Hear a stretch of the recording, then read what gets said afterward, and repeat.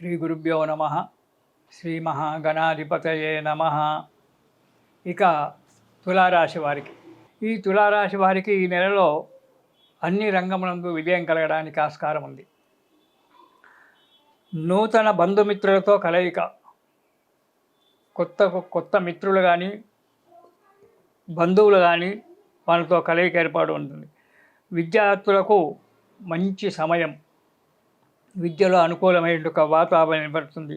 ఉద్యోగస్తులకు విజయం కలుగుతుంది. కుటుంబం నందు ఆనందము ఉత్సాహంతో నిండి ఉంటారు. అందరూ సంతోషాలతో కాలం గడుపుతూ ఉంటారు. ఈ నెలలో, జూన్ నెలలో తులారాశి వారు శ్రమకు తగ్గినటువంటి ఒక ఫలితం కనబడుతూ ఉంటుంది. ప్రయాణాలలో అలసిపోతారు, కానీ కొన్ని జాగ్రత్తలు అవసరం ఉంటుంది. ఉద్యోగాల వ్యాపారంలో కొన్ని చిక్కులు రావడం అనేటువంటిది జరుగుతుంది. కొంత ధనం కూడా నష్టపోవాల్సి వస్తుంది. ఈ సామాన్యంగా ఇవి మనకు ఎంత మంచి గ్రహాచారం ఉన్నా ఇవి జరగడం సహజమే. ఉద్యోగంలో కానీ వ్యాపారంలో కానీ కొన్ని చిక్కులు రావడము, వ్యాపారంలో కొంత ధన నష్టం జరగడము అనేటువంటిది ఉంటుంది. కాబట్టి కాకపోతే రుణ బాధలు ఇచ్చినటువంటి వాళ్ళతో బాధలు పడడం జరుగుతుంది. రుణాన్ని మీకు రుణదాతలు అంటారు.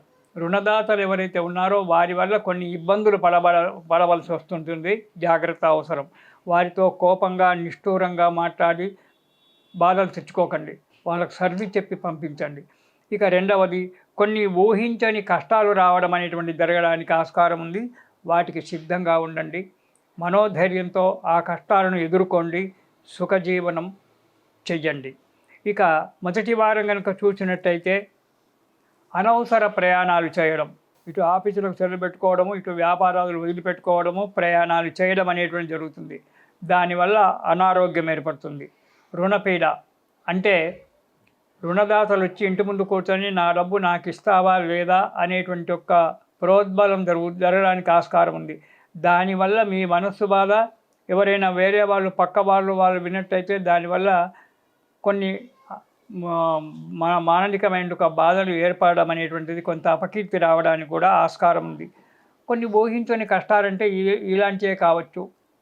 రుణదాతలు వచ్చి ఇంటి ముందు కూర్చోవడము, లేదా దాయాదుల యొక్క దానివల్ల కొన్ని ఇబ్బందులు రావడము, ఇది ఉంటాయి. కాబట్టి ఇవి ఊహించినటువంటి ఒక కష్టాలు, దానివల్ల కొంత ఇబ్బందులు కలగడానికి ఆస్కారం ఉంది. జాగ్రత్తలు అవసరం.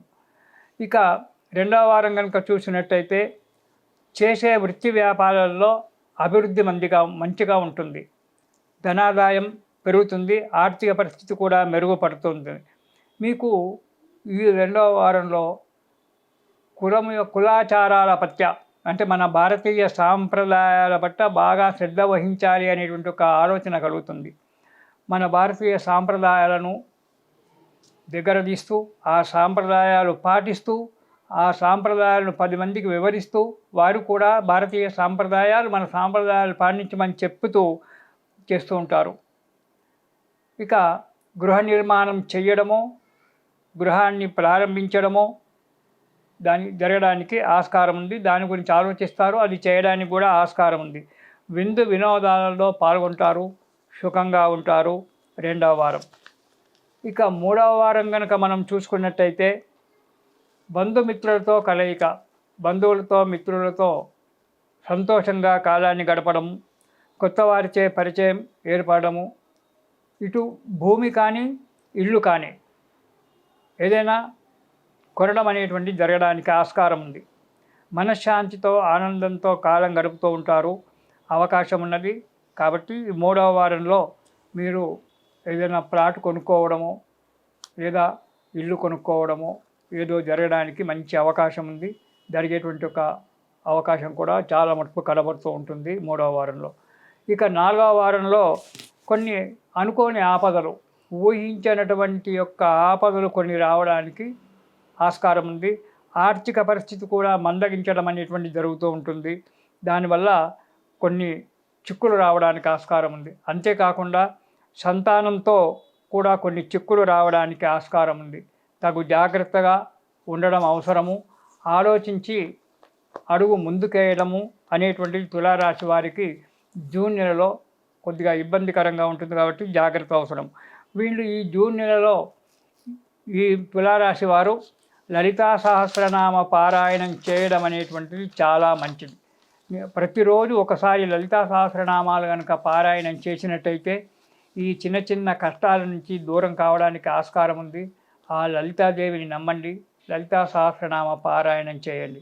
అంతేకాకుండా మీ యొక్క పుట్టిన సమయంలో ఉండబడేటువంటి ఒక జాతకాన్ని వెరిఫికేషన్ చేయించుకొని దాంట్లో గ్రహాల పొజిషన్ మంచిగా ఉన్నట్టయితే ఇందులో కూడా మంచిగా జరుగుతుంది. అందులో మంచిగా లేకపోతే మేము చెప్పింది కూడా చెప్పినట్టుగా జరగడానికి ఆస్కారం ఉంది. కాబట్టి తగు జాగ్రత్త వహించి ఒకసారి మీకు దగ్గర ఉన్న బ్రాహ్మడి దగ్గర జ్యోతిష్ శాస్త్రం దగ్గర జాతకాన్ని వెరిఫికేషన్ చేసుకోండి, తగిన సలహాలు తీసుకోండి. ఇది శుభం.